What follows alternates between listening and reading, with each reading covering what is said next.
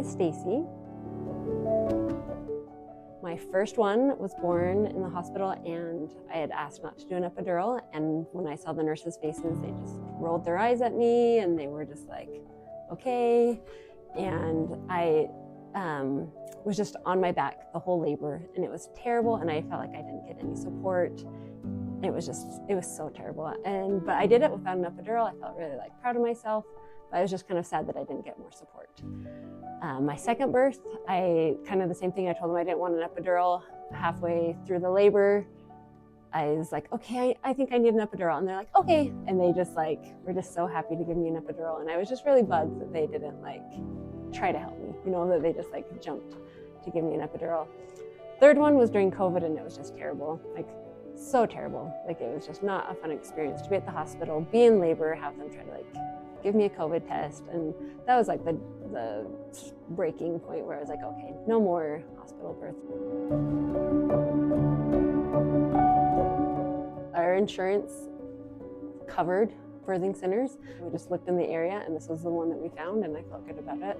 I remember coming in and being really nervous because I was still not sure. But when I met Loretta, she just gave me a hug and started talking, and she knew my family, as bizarre as that is. And so that was I was like, okay, I just felt instantly connected with her. She's just so sweet. You walk in and it's just beautiful, open. It's just your bedroom, and it's just calm. Whereas at the hospital, everything is just sterile, and it's just not home, and it's not comfortable. But you come here and it's just beautiful.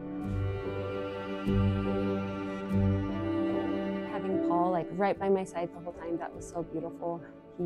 He loved it too. It was just so fun to it was me and him, and then my midwife, and it was just so special, and my sister. To just have that instead of having nurses coming in and out during the labor. It was just so calm, and I was able to get into my meditations, and instead of constantly being interrupted. They were so nice. I wanted to try to do the water birth, so they filled the tub up. I got in, didn't love it. I tried staying in there for a couple of minutes, and I didn't love it. So we got out, I got a towel on, tried to make it over to the bed, and then it was all right, baby's coming. And so I was just standing by the bed. Everyone was kind of around me. Baby came, Paul caught her. Paul looked at me, he's like, it's a boy. And I was like, nope, she's a girl. It was funny.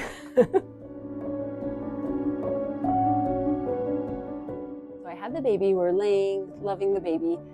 My midwife goes and makes me breakfast. She's in the other room making me bacon and eggs and toast, and brings it in for me in the bed.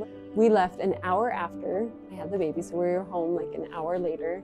And then 2 days later, Loretta comes and does the little test. So it was so nice. She came to my house. I didn't even have to leave to go back to the hospital for a post checkup. But yeah, that was awesome. Definitely come here, 100%. Come here the first time. Don't even try going to the hospital. Just come here. It was crazy. As soon as I started telling people I was having our birth at a birthing center, they're like, what? It's a birthing center, not a barn. We're gonna be fine. But I had so much pushback from people that were worried about if there were complications. And I was like, first off, I'm not high risk. Second off, the hospital is right next door. If you're worried about anything, you're right there. But if someone was hesitant, I would just say just come and check it out. Try a couple visits.